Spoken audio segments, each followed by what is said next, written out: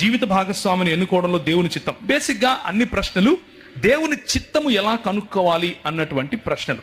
దీనికి చాలా సులువైనటువంటి సమాధానం. మొదటిగా 66 పుస్తకాలు ఉన్నటువంటి బైబిల్ గ్రంథమే దేవుని చిత్తము. కొత్తగా ఈ 66 పుస్తకాలు ఉన్నటువంటి బైబిల్ గ్రంథములో లేని నియమాలతో ఎవరు కూడా దేవుని చిత్తాన్ని మీకు చెప్పడానికి వీలు లేదు. ఈ నియమాల ఆధారంగానే దేవుని చిత్తం ఉంటుంది. ఉదాహరణకు, మీరు కళ్ళు మూసుకుని బైబిల్ తెరిచి అందులో కనిపించినటువంటి ఒకానొక వచనం ద్వారా దేవుడు నన్ను ఈ పని చేయమంటున్నాడు అని అనుకుంటే అది దేవుని చిత్తమును తెలుసుకునే పద్ధతి కాదు. అర్థమవుతోంది కదా? ఉదాహరణకు, 2 అమ్మాయిలు నాకు పెండ్లి ప్రపోజల్స్ వచ్చాయనుకోండి.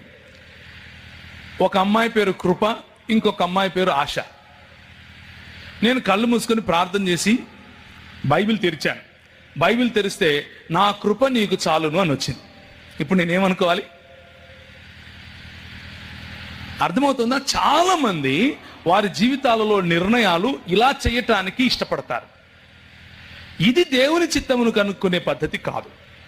దేవుని చిత్తమును కనుక్కునే పద్ధతి ఏమిటి అంటే బైబిల్ గ్రంథాన్ని సమగ్రంగా అర్థం చేసుకోవటం. సమగ్రంగా అర్థం చేసుకుంటే బైబిల్ గ్రంథంలో దేవుని హృదయానికి సంబంధించినటువంటి మన జీవితానికి అవసరమైనటువంటి నియమాలు కనిపిస్తాయి.